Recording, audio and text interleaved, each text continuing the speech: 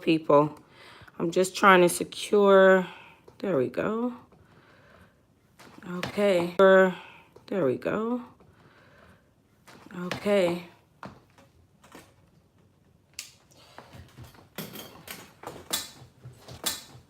Got some things I need to get together while I let you all gather.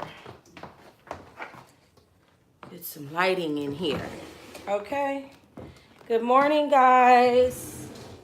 Good morning. Tea Hive.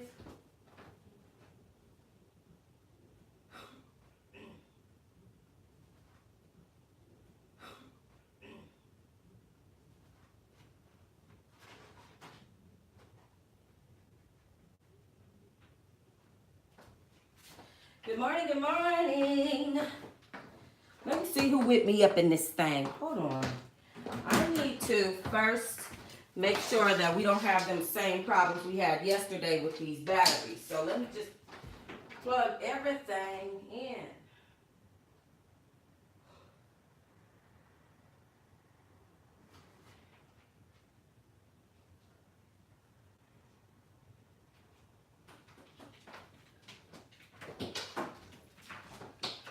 Okay. All right, y'all. Just give me un momento. And then we'll be ready. You guys know not a lot of people get on here with us at first anyway. So we'll just wait on our brethren and sisterin to come forth while we plug up our computer. Because you guys know yesterday we had a whole lot of like interruptions and stuff. Like I was all like, oh, let me go get this or let me go get that. I don't want to do that today. I want to be ever prepared. Now I'm finna plug the phone into the computer. By the way, I'm not dressed. I just threw on some shit, literally, just to go take the babies. I'm gonna go change my shirt in a second. Let me plug this phone up. Let me plug the phone up so I can make sure. Good morning. Yes, good morning. It is that time once again, you guys. Let's get it going. I'm excited. Yes, yes, yes.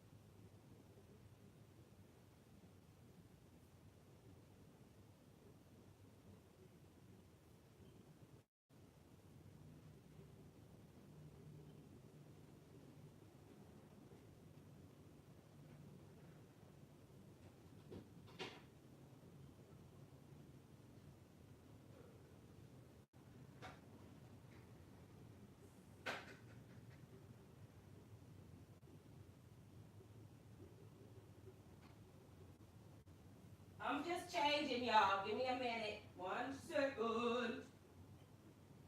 I is coming. Okay. I'll just have to throw on another shirt because.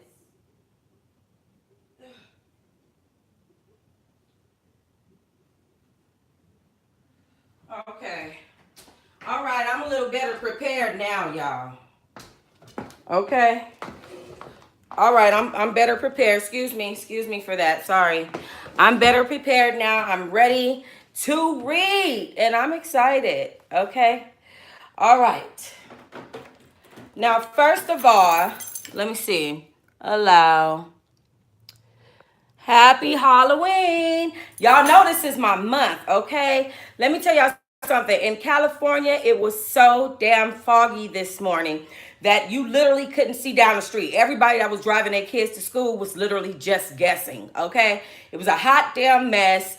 But my birthday being October 12th, yes, I was born into this, honey. I was born when it was foggy outside.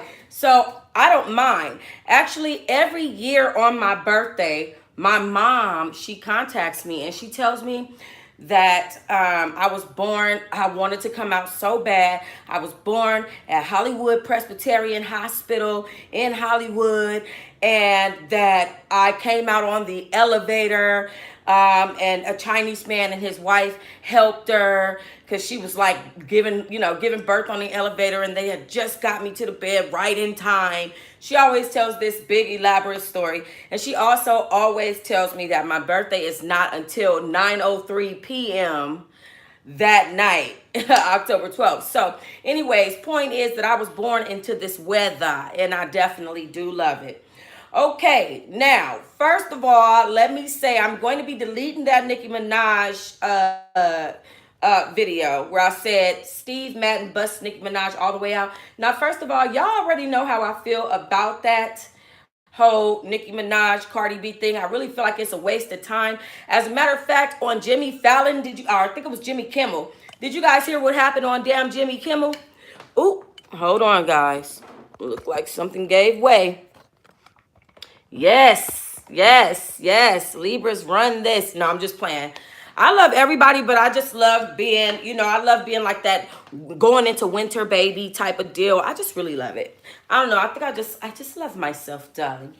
Okay, no, but I have sisters and families that are all kinds of things, and I love the perks of each different sign. I really love that. Okay, one more thing. What was I about? Oh, Jimmy Kimmel. Let me tell you guys about this before I go into the book. Jimmy Kimmel. What? Yes, both of my sons are Aquariuses. Whoop whoop, Team Aquarius. My mom is a Capricorn. Whoop. Oh, she's an Aries. Whoop whoop. Team Capricorn, and my sister is a Capricorn. So Team Aries, Team Capricorn, Team Aquarius. I got some more. They all over the place. Definitely Team Virgo. Definitely. Okay, anyway. So I wanted to tell you guys about the Jimmy Kimmel thing with the Cardi B and Nicki Minaj thing. And I'm not going to spend a lot of time on that. I'm not even going to talk about it no more because I'm so over it. But I just wanted you guys to know what happened on Jimmy Kimmel before I go into this R. Kelly tell-all book. Somebody, an unknown woman, got up and actually started yelling when Jimmy Kimmel started talking about it, claiming that it was nothing but trash. The woman didn't want to hear it. And I feel the same way. I'm over it. I'm over it. All right. Let us get into this book. Now, what I'm trying to do is hack into my own account because, there we go. Okay. It won't do it. What's going on? Okay, let me switch. Let me see. Let me do something really quick to you guys. Let me just tell you guys before I get into the book, after I read the book, I will not be blogging again until tonight, and I will be blogging live from Knott's Scary Farm. So we're gonna go into the hotel together. So I'll be showing you guys the high-rise Knott's Scary Farm hotel suite, and then I'll be walking you guys into the park with me. And different things of that nature. But I'm going to take the rest of the day to relax so that I can have energy to keep up with my children, basically. Okay, because it's a task. Okay. All right, so let me just log into some things. So the last chapter that we read was her saying that he bruised her eye in the spring of 2012. And again, if you guys are new to this live and you don't know what we're reading, we are reading I Was Somebody Before This by Kitty Jones, who was a famed radio host at one point. And now it seems that Boo done fell on some hard times. Okay, so my computer is just doing what it want to do. Okay, there we go. All right. So yeah, she said that he blacked her eye and bruised her eye in 2012, and that she had to laugh at his jokes. She had to laugh at his, everything he said about everybody else. She had to constantly compliment him. She had to tell him how great his music was all the time. She had to agree with all his opinions. She didn't have a choice in it. She felt like her light was dimmed, and she was wearing thin of it all, she said. But he promised her that he would change when she came on tour with him. So she's at this point agreed to go on the tour with this man. And they're going to be traveling for 2 months together, is what she said at the time. So he promised me he would change. Yep. He was letting me shine, and I was ecstatic. I was ready to tell everybody about the Single Ladies Tour, because he actually said that he was going to hire her to do a cage skit on his tour. So there we are.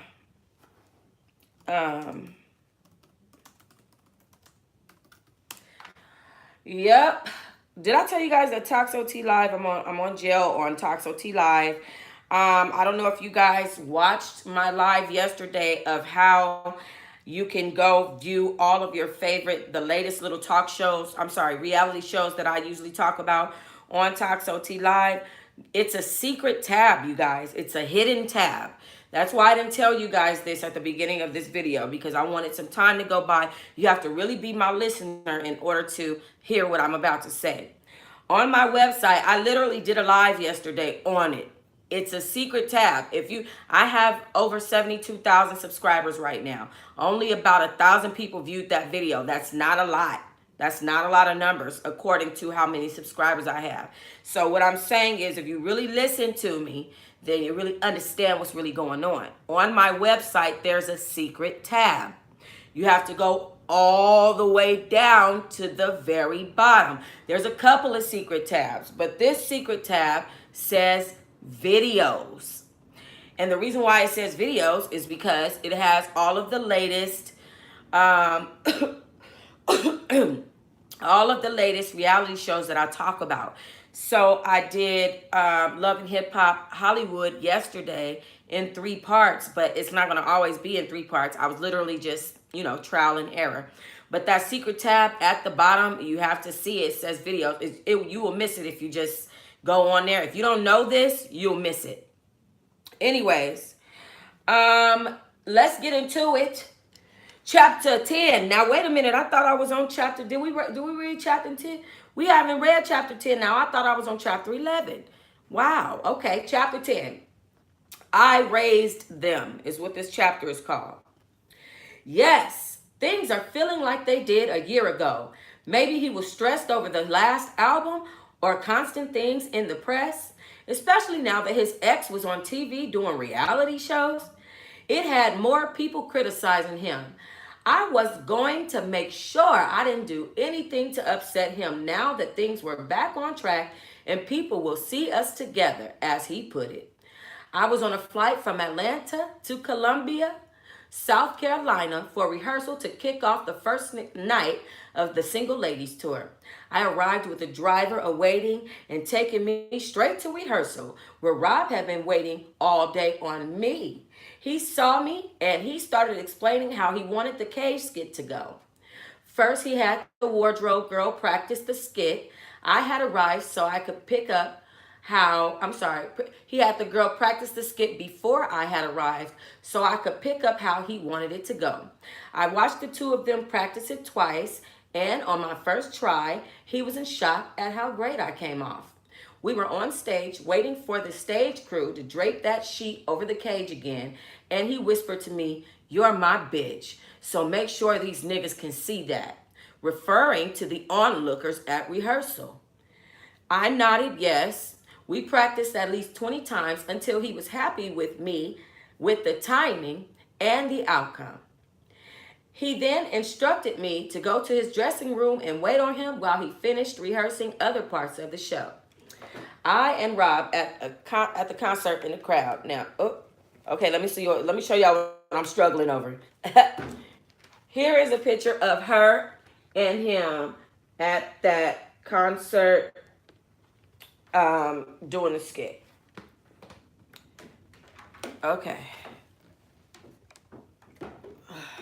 All right. Hold on. Now. So she said, I waited for my man for hours in his dressing room. I was ready for him. He finally walked in and asked me to strip naked and dance for him. He pulled out his penis while on the chair masturbating to me dance. I then straddled him and we began having sex, kissing to keep me from making noises until he ejaculated inside of me.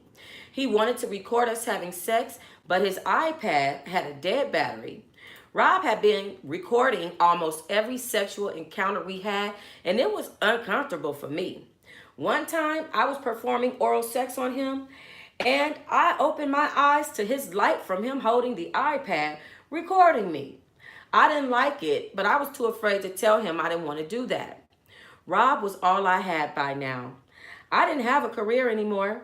My family was in the dark, and I began lying to my best friend about his behavior. I would tell my friend the bad things, and then I would call her back and tell her things were fine. False alarm. I didn't want to give up on him because everyone else had given up on him. Everyone else had betrayed his trust or violated him as a child, or stole money, or took him to court over greed. And I saw firsthand how paranoid he was. But with me, he was open and trusting of me. So I had his back, no matter how bad it got. Now, guys, I do want to say, while I show you guys this picture of them doing the actual cage thing at the concert, guys, that is the same thing that the last young lady said, that she trusted him, and she was the only thing that he was the only thing she had, and she had to have his back because other people had stole from him and took advantage of him. Same thing that was in the last book, okay? And if you guys are just joining, because I see people jumping on and jumping off, those new people jumping on and jumping off, they don't actually know what I'm doing, what I'm reading, when they jump on and just listen to me reading. This is a R. Kelly tell-all by Kitty Jones called I Was Somebody Before This, and I am simply reading it. Okay.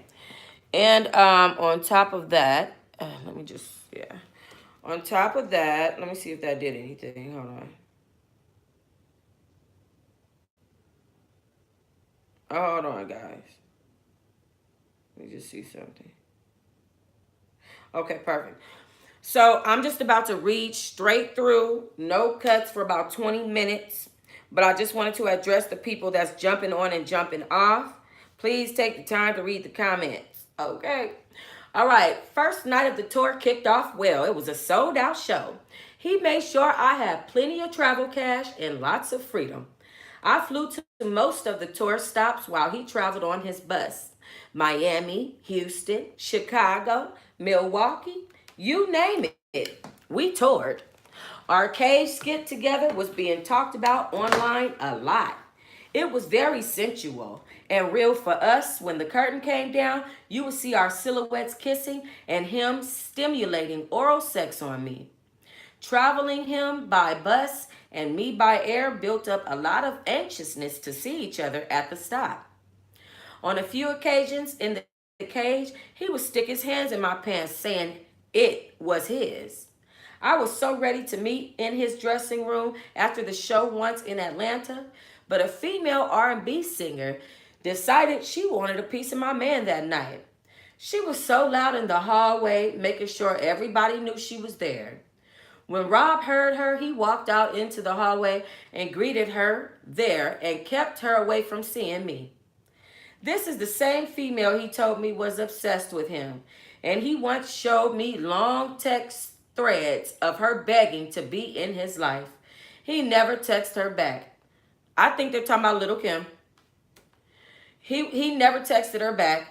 It was sad. He was being nice that night, but I remember him saying he couldn't stand her loudmouth ass.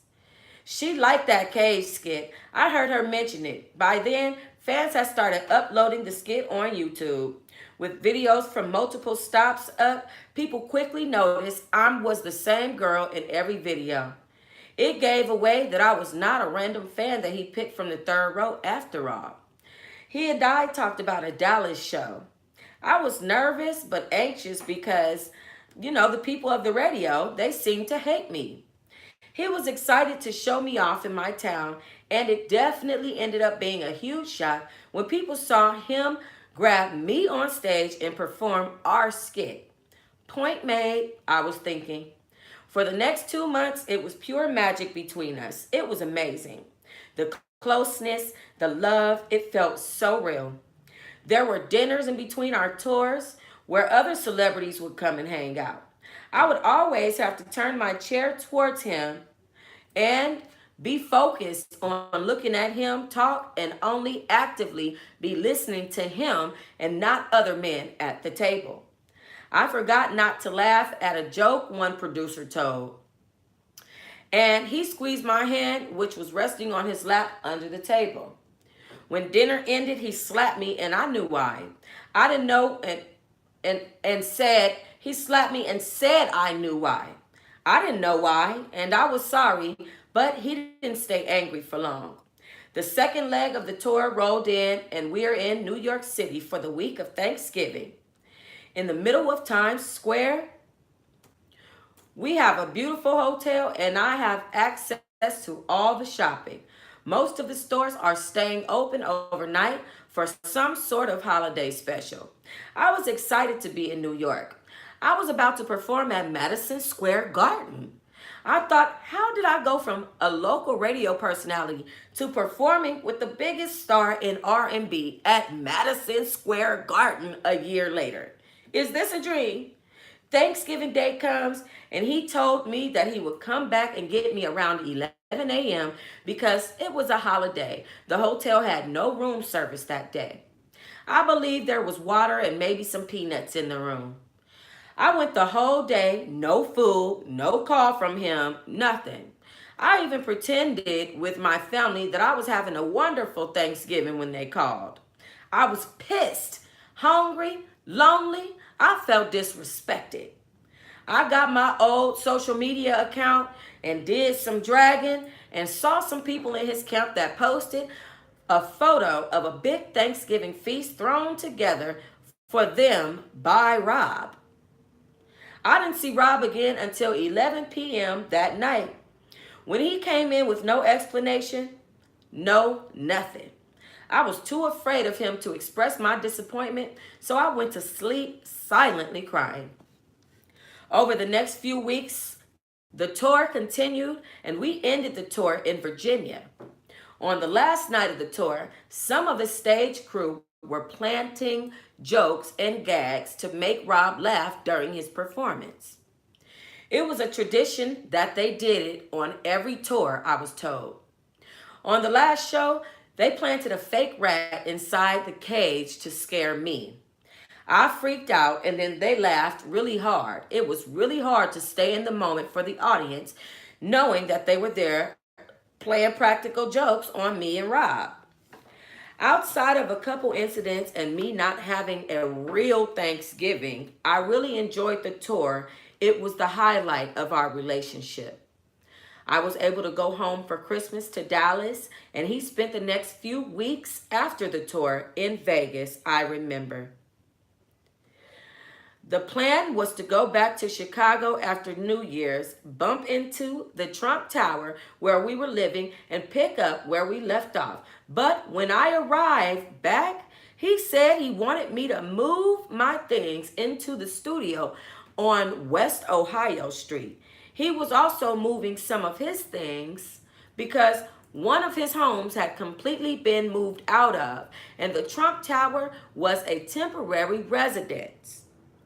All right, guys, I just got to pause. I know I'm supposed to be reading 20 minutes through. I want to take a minute to say thank you to Renata. Be blessed again.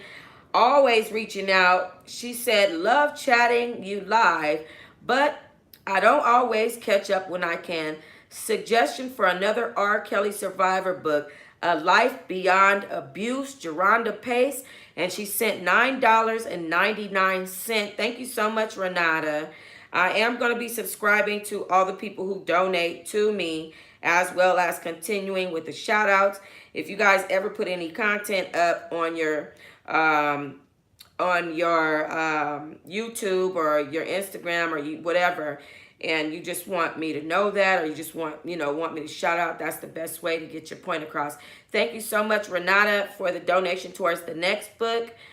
Another R. Kelly survivor, A Life Beyond Abuse by Geronda Pace. All right, let's continue. Now, she says that they were using the Trump Tower as a temporary residence. But he said he wasn't really living there much either, and the studio had rooms, a kitchen, TVs, bars, everything you need in the house. It was there. I had a designated room. He had a room with all his things in it too, and the bed and the TV with cable. I didn't have a problem with being there. It was comfortable and fancy, I thought. I spent most of my time watching a lot of TV. I wasn't allowed to look at reality shows or anything negative. So, mainly if I wasn't sitting there listening to him freestyle songs, sing, or have meetings over the phone, I was just inside waiting for him to say it was okay for me to get out that day or to go to a mall to see actual people.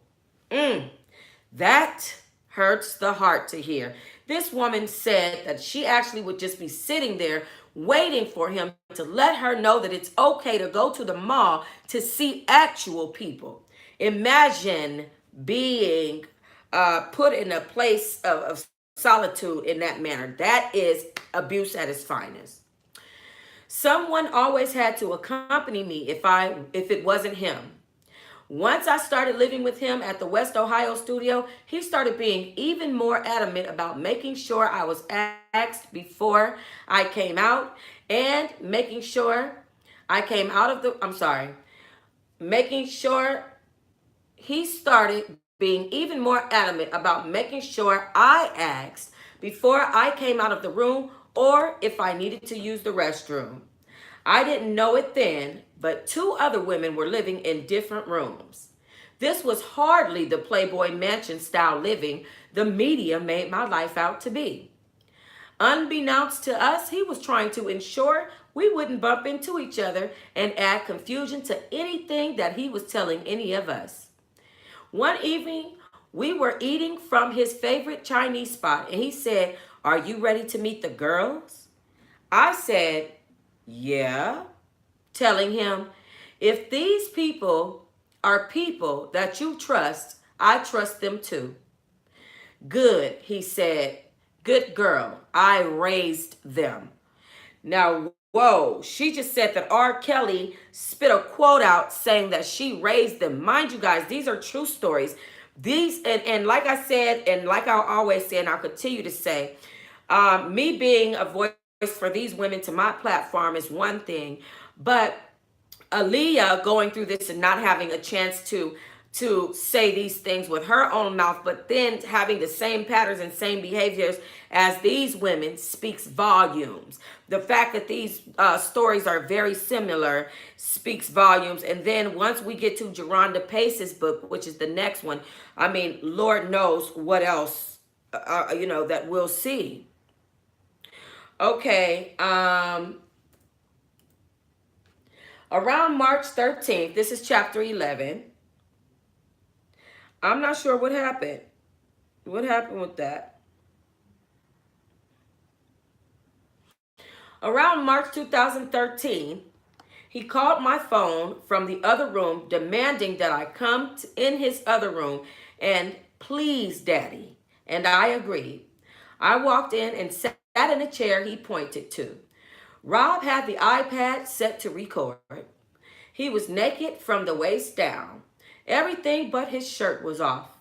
I was nude and he was recording me posing for him. In walks a female that he demands to crawl towards me and perform oral sex on me. He told me he raised her, introduced her to me as Jess. He said she was his pet and a real nasty bitch.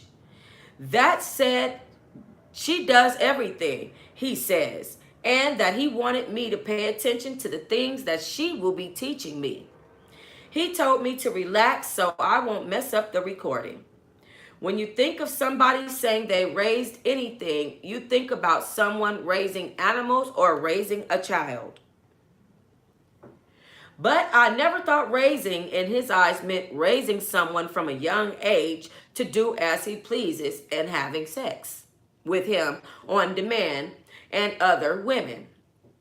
I was very confused. The whole first year, it was just us. I learned a lot of sexual secrets that he had, like when he had me buying gay porn at one point. And on another occasion, one of my male friends loaning me his gay porn for us to view together. Up until that, he hadn't invited anyone in our bed. This was the first time. I don't know where this girl came from, and then suddenly it all made sense. He kept telling me when we met, I want to make sure you're ready. I want to introduce you to the girls. I want to make sure you can handle it. So I'm thinking this is what he was referring to the whole time. He then joins me and the girls for a sexual threesome. It was awkward. He just started having regular convo soon after it was all over and making her clean up. We ordered food. One of the runners brought it up to the bedroom door. He starts explaining to me how he met her when she was 14. He was very open and candid about it. She was now 27 or 28, so all I kept thinking was, wow. Here I was, semi-intimidated by the other girl, Sheila, and then this girl has been around just as long.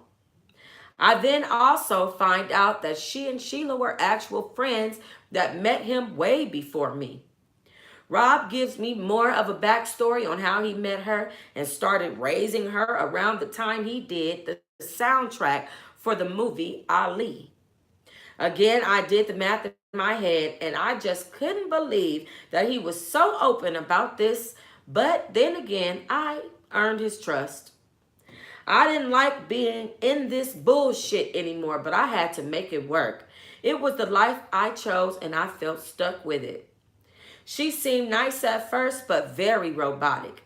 Everything she said, everything he said, she agreed. Everything he laughed at, she laughed at. I just watched her demeanor and she was very well trained. She had on clothes he wanted her to wear, just like me. She wore very little makeup. Everything was daddy this, daddy that. I wanted to throw up. It was like I was looking at the person he was trying to turn me into, and it disgusted me. I noticed when he would leave the room, her demeanor would change towards me. She was no longer laughing, smiling, and being communicative. It was a phony act she had only when he was around to please him. Daddy demanded that any girls that he introduced to each other did not get jealous, do not argue, fight, discuss him to each other without him around. We were not to talk about anything personal, to learn anything about each other's background. We were allowed to discuss what we were watching on TV, makeup, clothes, girly things, food, and basics. I didn't like her. She seemed fake and robotic. More importantly, she was a threat to me. I thought to myself, I had given up too much to let this bitch be of some importance to him. But then again, I couldn't help but think, why would she like me either? She had invested over 10 years. I didn't know why he wanted me there if he had all these girls that he raised. What do I add? My insecurities started kicking in. I didn't know what role he wanted me to play in his life. I noticed Jess texting him constantly while she was sitting there with me. I had been talking to her about going to get my hair done. How the hairdresser mentioned some gossip about Rob not knowing I knew him, and how it made me uncomfortable. She cut me off and said, just change hairdressers. I don't want to hear anything else about what happened with the hairdresser and you. I looked at her shocked that she flipped this into the other person. Flipped into this other person. I looked at her shocked that she flipped into this other person. The innocent baby voice she used around Rob with me was gone, and this Chicago urban accent kicked in. Again, she kept texting on her phone. Next thing I know, Rob opens the door and with his index finger motioning me to come here. My heart sunk because I knew something was going on with her, and I was in trouble by the look on his face. He said to me, "Why are you in there talking negative about me? Jess said that you were in there talking negative about me and how you were at the hairdresser discussing me." I couldn't believe what I was hearing. I just started crying and shit because he had completely twisted my words and I wanted to kick her ass for it. But I couldn't explain. Rob was notorious for not allowing anyone to explain themselves. He gets louder and talks over you. Turns out all that time texting on her phone, that bitch was texting him lies the whole time.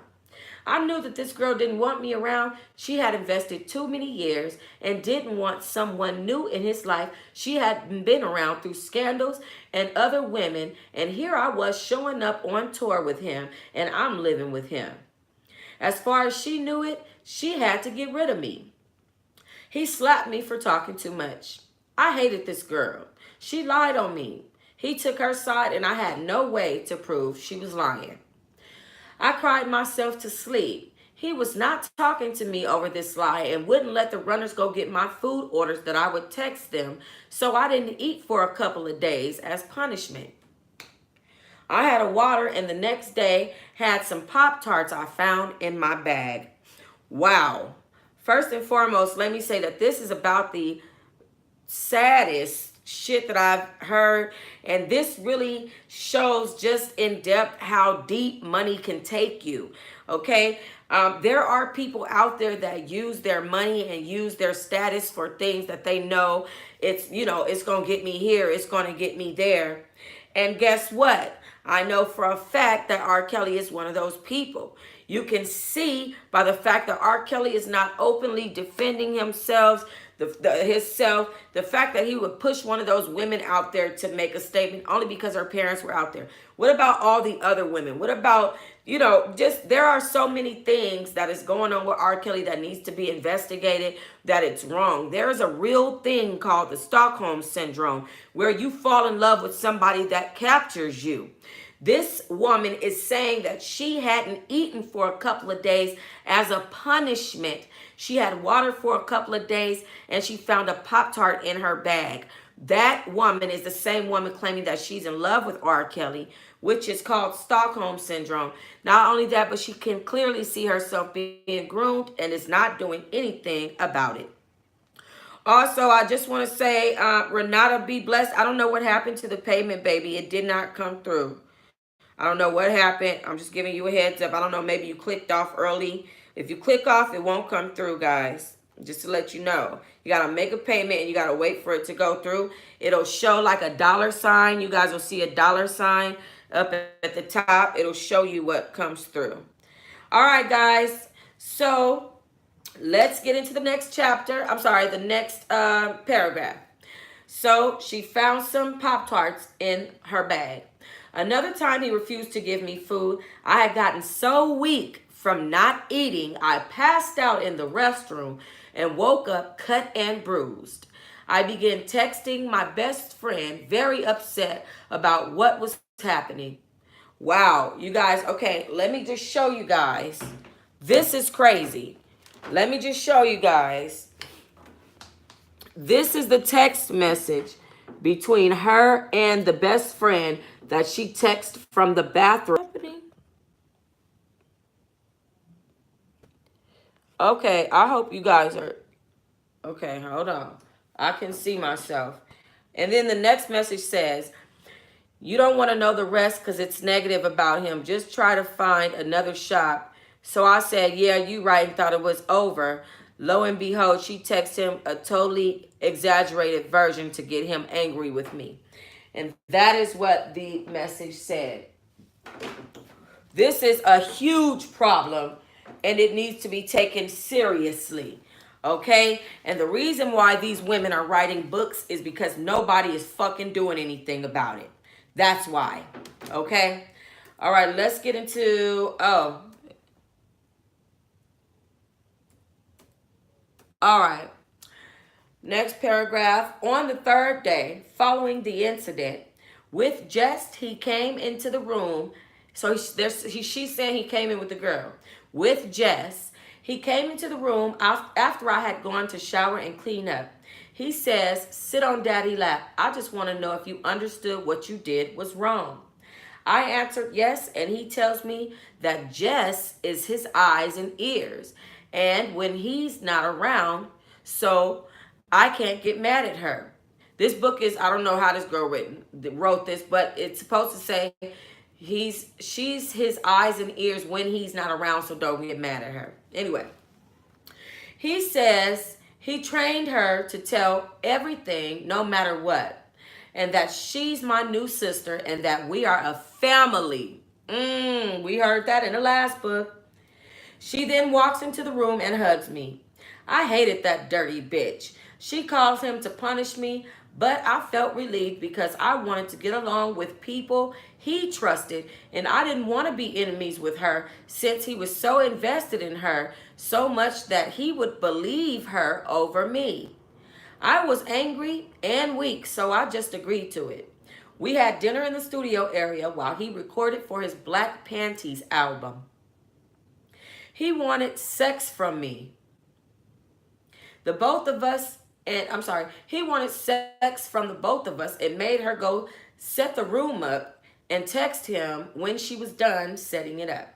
He liked Frank Sinatra to be playing, his favorite alcohol drink, a cigar, and a dim but lit room enough that he could record us. While setting up, the other women walked in and decided the other woman walked in and decided to introduce herself. Call her Denise. She came into the room and joined the three of us in an orgy where he set up a camera and directed both women to be with each other and instructed them to have sex with me. During this, I felt myself gagging while trying to perform oral sex on one of the girls, and the moment I stood up, vomit flew out of my mouth. I cleaned up the mess I made. Disappointed in me, Rob told me to go to my room. The next 2 hours, I could hear them through the walls having sex loudly, the three of them. I didn't care about the noises. I was just glad I wasn't involved. He came to check on me around 3 a.m. and he started playing 2 songs he wrote, asking how I felt about them, and he had me asking how I felt about them and telling me that he had me in mind when he wrote them. I had to add some words in to make that sentence make sense. Both songs made it on his albums. One of the songs describes exactly the way he courted me and the things he used to say to get me to fly to Chicago from Dallas. That night, after listening to the songs, we fell asleep to each other, and I just thought, wow, every time I want to hate him, he does something to blow me away. The next morning, he wanted me to accompany Jess to her dentist appointment and told me that we could go get our nails done afterward and to text him once we get in the car. I had to send a photo of what we were wearing and at each destination text him to make sure he knows where we are. I had to do this even more since the CVS incident when I left the house. It was exhausting trying to remember to text because if each of Jess and I didn't text, if our texts didn't match up, one of us was going to be in big trouble when we got home. So what she's saying is that both of them had to text him when they went out. And if their texts didn't match up to each other's texts, one of them would be in trouble. We got our nails done, but Rob called my phone and said that Jess told him I was about to get my nails done by a man instead of a woman in the nail shop. I said, no, I wasn't. I can take a photo of the person who's doing them to prove it. He hung up the phone on me. I took the photo and sent it to him, and he didn't reply. When we got back home, he yelled at me for breaking his rules, which were that men can't do our nails, toes, or massages at the shops and all that. He stated that Jess said that I was about to let a man do my nails when I saw her give me a look. I quickly requested a woman. She lied again. I was furious at her. She was setting me up for failure every time she got me alone to tell him fabricated stories. I couldn't trust this person. She was vindictive, manipulative, and the evil knowing, and evil knowing she can cause me to be starved or beaten just by her lies. She was out to eliminate me.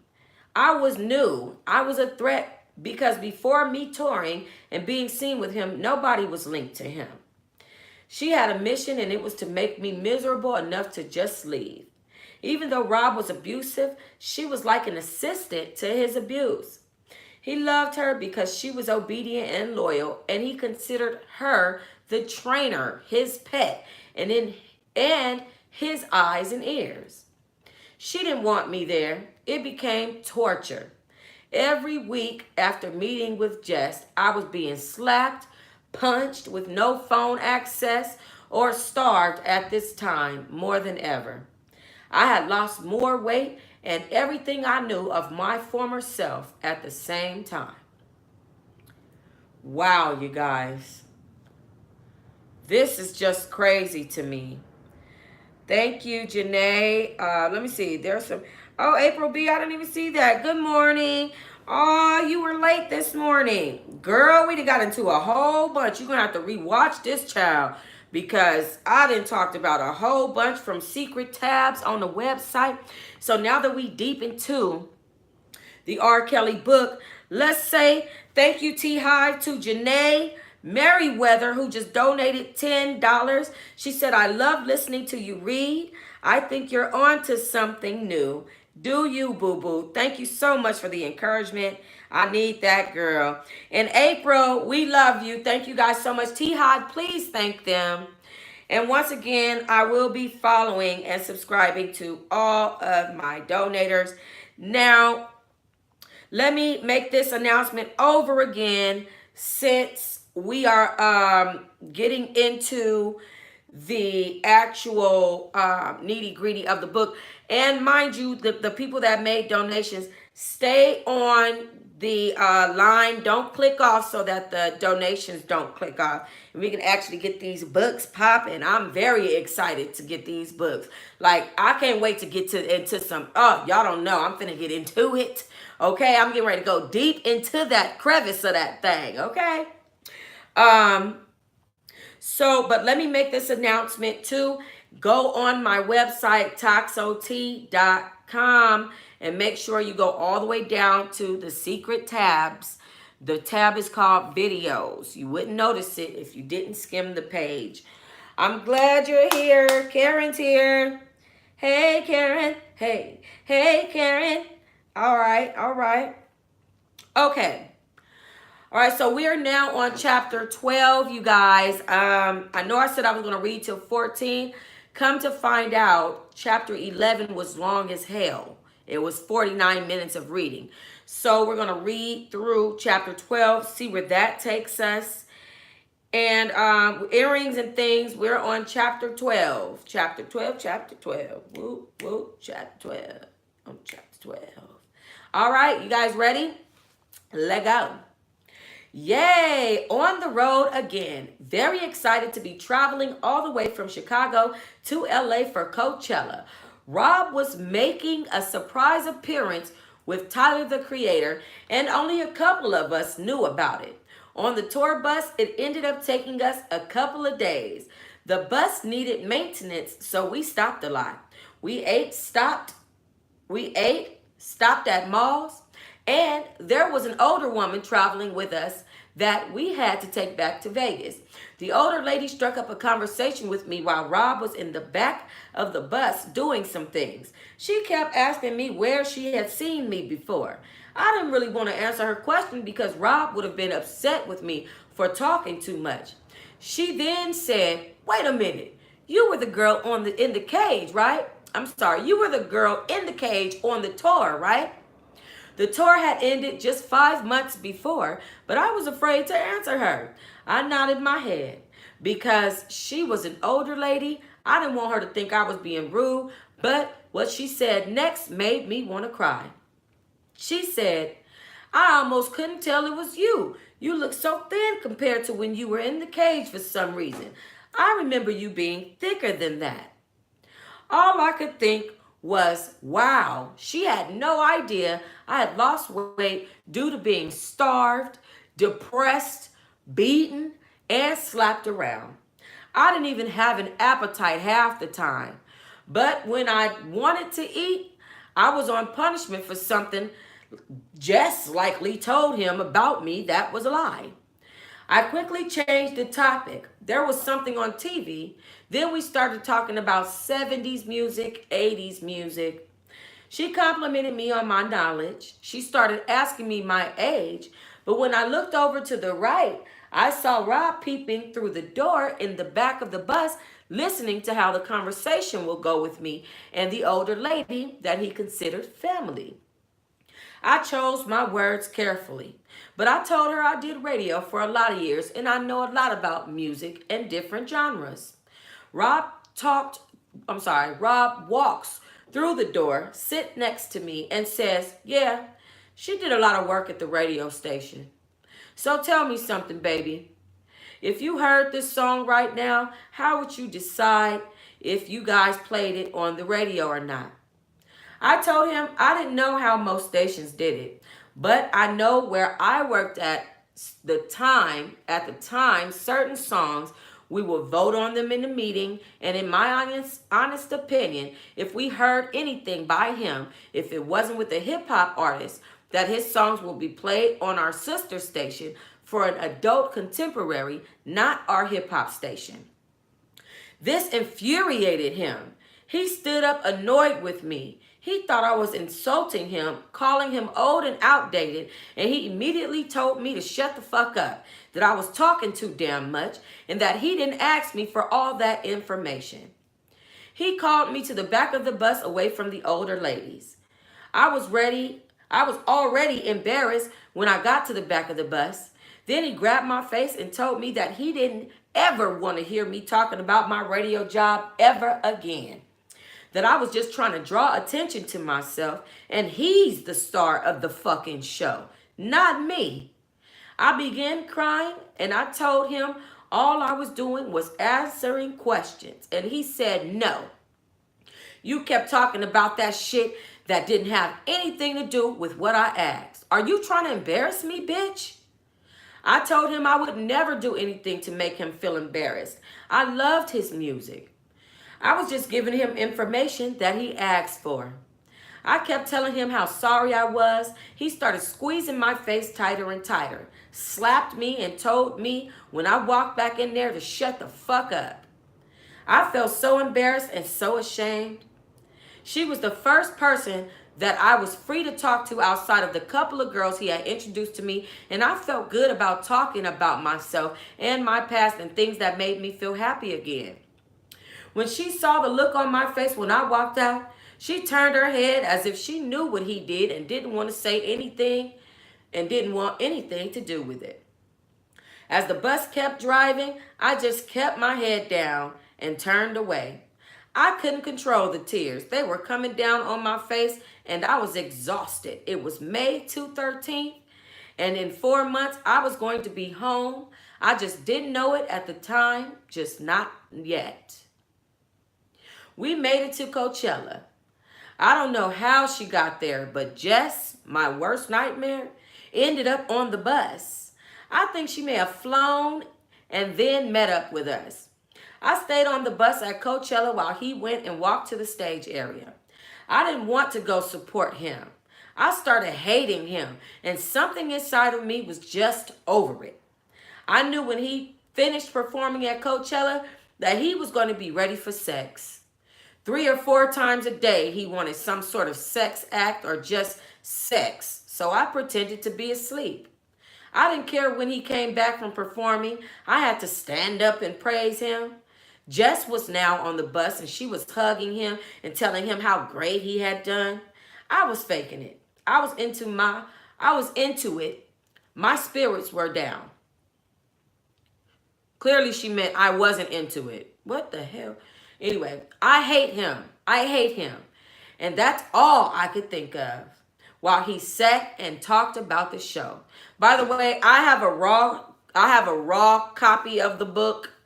and that I downloaded, and I don't know what's going on with the rhetoric in here, but this is before the edit, so I don't even know if it's the same as the edit. Anyway, so she says, I hate him, and that's all I could think of while he sat and talked about the show. I was playing around with my phone. I would look up and make eye contact with him. I didn't laugh at him or Jess or participate in the conversation they had.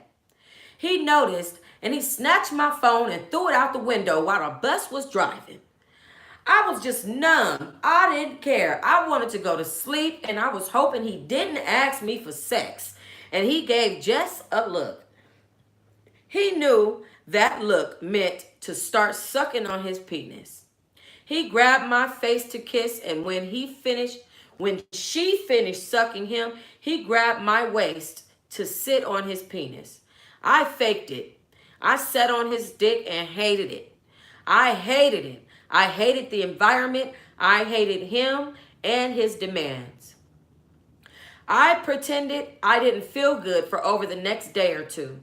By the time we got back to Chicago, I kept faking sick like I had throat problems or a toothache, hoping this would make him leave me alone. I just kept it going for as long as I could. I think after a while he knew I was faking it. I didn't have a phone. I just wanted to go to sleep and be left alone. June rolled around and I still didn't have a phone, so as usual, I was getting food. I wasn't worried about eating at this point. I just wanted to die. He would come and check on me. I saw him almost every other day. One afternoon, me, him, and Jess decided to walk to the subway, which was about 3 blocks away from the studio. While we were inside, he had me go up to the counter to order sandwiches. The guy was telling me about a promotion on how to get free sandwiches while I was paying for it. I was listening and nodding my head, and I laughed after I asked the question. I laughed after I asked a question. In my peripheral vision, I could see Rob staring at me. When I walked back over to the table to hand the food over and sit, he grabbed the food and asked me why was I over there running my fucking mouth. I was supposed to be paying for food, not running my fucking mouth. So instead of us finishing our food there, he had me and Jess grab our sandwiches and then we walked out. One of his drivers was already waiting for us by the curb. I guess they knew we were walking and had already told them to be there to pick us up.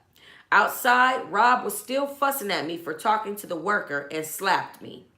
All I could think of was, wow, he was bold enough to do this in front of everybody in broad daylight. He ordered me to get in the back seat of the car. Jess climbed in, telling me to shut up crying, handed Jess money and told her to go shopping with me and to be back home at a certain time.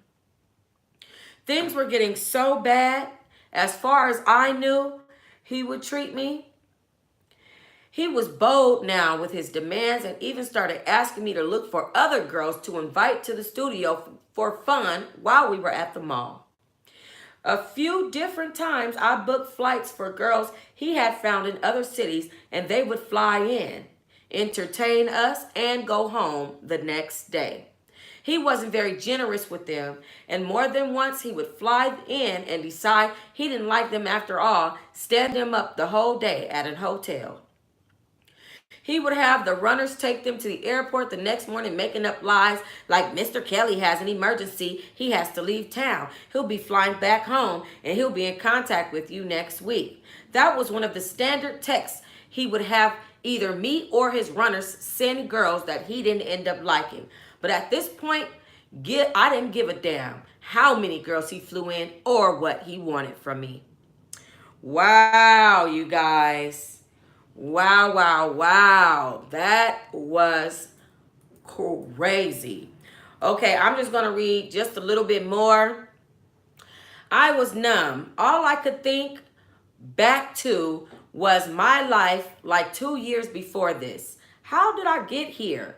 How do I get my life back? I started feeling like I was feeding into a sickness like someone with a bad drug habit. And I was feeding him a drug, which was in this case, sex. Any type of way that he could get off, I helped him do it. By July, I was able to sneak to a hotel computer, reactivate my Facebook account, and I asked my best friend to FedEx me a cell phone. I knew he would be asleep if she sent it early in the morning for delivery. She sent it without asking too many questions. The phone was already activated with a phone number on it. And I started focusing the entire month of August on how to get the fuck home. I was ready to go. All right, I know that's damn right, girl. I'd have been ready to get the hell up out of there.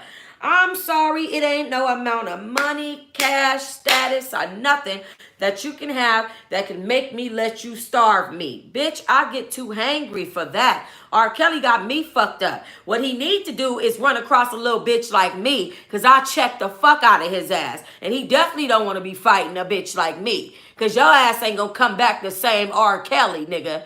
That's for sure. Okay, let's take some time really quickly to give some thank you to Palm Print, who just donated $5, as well as our other donators, Janae Merriweather, April B., and of course, last but not least, Renata B. Blessed, who donated first. Y'all, let me tell you something. Bitch. R. Kelly, ho, pick me out the third row. Pick me out the... Y'all see this face? When I do my lips like this? Oh, nigga, it's over. Don't let R. Kelly pick a bitch like me out the third row. Okay? First of all, as a woman, okay, I would have had to put a stiletto through that man's eye. One thing that you're not going to do is have me fucking starving, beat on, slapped up, lying to my family. I wouldn't have lied to a damn... But see, me, the type of woman I am, I'm not lying to a damn thing. I don't feel the need to lie. I'm really one of the people that live my life out loud, as you guys can see. So I don't need to damn lie. But I know one damn thing. He'd have had another damn thing coming, because I'd have been, oh no, daddy, I want to make you some tea. Oh yeah, oh, I got some good piss for you in this cup with rat poisoning, bitch. Now choke on it. Your mother, who the fuck you think he is? Boy. Now I heard something about how some men do go crazy when their parents pass away. Like when their parents pass away, they start getting on drugs, like Chi Chi said, coked up. They start, just doing dumb shit. And I think that that's what R. Kelly done got into. This motherfucker got life fucked up. And then I'm wondering, and then you gotta wonder, like, first of all, girl, you was one of those girls that had a good family. When you met this man, you had a good career. Don't sit here and lie and say that you didn't know what was going on. This kind of got me side-eyeing Kitty Jones. Don't sit here and lie and say that you didn't know when you moved your life from Chicago, that when you seen this man with other women, that you was okay with it enough to feel like that shit was gonna stop. You didn't know that shit was you knew that shit wasn't gonna stop. You are fucking playing. You was a grown ass bitch. You wasn't 14 like these other girls. Your ass was in your 30s with a whole radio career. I'm sorry, but I must say that the similarities in this book and that book, child, is scary. Scary as fuck. Child. Woo. Just scary. Thank you, Noelle Quinn, for being a new subscriber. I see you, and welcome to the Tea Hive. Okay. Wait a minute, Miss Shy Gem Dropper. Now, see, what we need to do is get into the next damn chapters so that we can know if she has herpes like they do. Because remember, in the last victim's book that I read, who didn't want to mention her name because she's so scared of R. Kelly, so she just wrote a whole anonymous book. Her ass said that R. Kelly purposely gave her a disease and that he knew about it. But she also said that she encountered sex with him as a child on her first time having sex with him. That's not the same thing he did with this woman. With Kitty Jones, he actually performed oral sex on her and did not engage in sexual and like intercourse on his first sexual encounter with her. And I'm thinking that that's because she's grown and she would have more knowledge to say, oh, hell no, I'm going to sue the fuck out of you. You gave me herpes, versus him courting her and making her fall in love with her and getting her where he wants her and then giving her herpes and fucking her mind up. That's a whole different thing once you get the person's mind. And I'm telling you, a whole lot of this shit is mind frame. Reminds me of that Tiny and T.I. shit. As I watch Tiny and T.I. family hustle, I have come to realize that T.I. is also one of the men that can take advantage of his lifestyle because of his money. And I've come to realize that him and Tamika have an open fucking marriage. It doesn't matter how much you want to pretend like he don't live there and all this shit like that. These women want to pretend like they don't know, but they do, and they're dealing with it. Okay?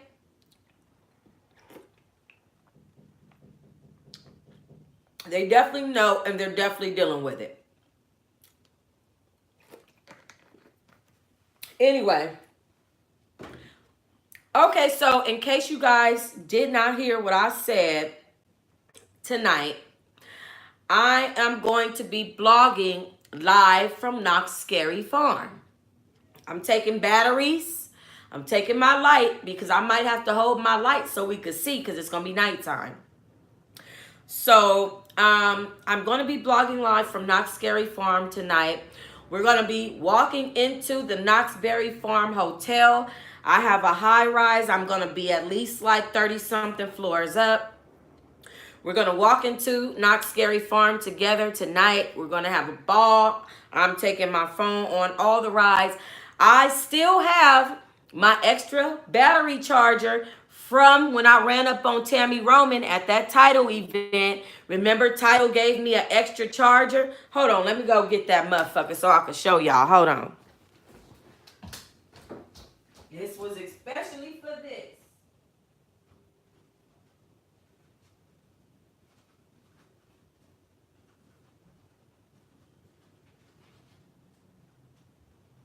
Okay. So I don't know if you're a new subscriber, but if you're new, oh, this is the green screen, by the way. It's just over my backdrop, just in case y'all don't know. But this is my extra phone charger that I got from the title event when I went to go meet with Tammy Roman when I ran down on that chick twice, okay? And I had a ball there, you guys. So I have my extra battery pack ready. Booyah. I might even go to the damn store and buy me an extra iPhone battery just in case. You know what I'm saying? But anyway, hell yeah. I'm excited. Hi, Sweetie Green. Thank you so much. I'm glad that you can be entertained at work. That's what this is about, okay? Tammy is a sweetheart. She really is. Am I going to show my kids? Yes, my kids will probably be on camera. My daughter will not be there. It's just me and the big kids tonight. So, anyways, I'm going to be resting the rest of the day. I'm not blogging other than this video. And I'm going live from Knox Scary Farm tonight on this channel. All right. Hi. Who is that? I see a new sub. Hi, Kat Demas. You guys, T-Hive, say hi. Welcome to the T-Hive. Everybody that's new, welcome to the T-Hive. Thank you guys so much for joining me for this reading session. Child, we only got through chapters 11 and 12. I thought I was 10, 11, and 12. I thought I was further along. So I'm going to change that. But I will see you guys later on tonight.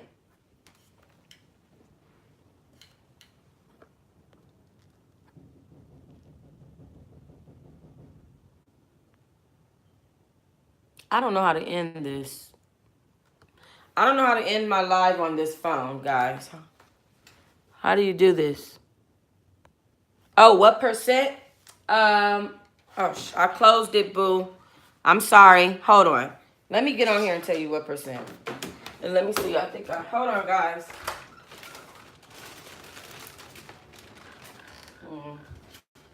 So that must be downstairs. Okay, let me tell you what percent we were on. We were on...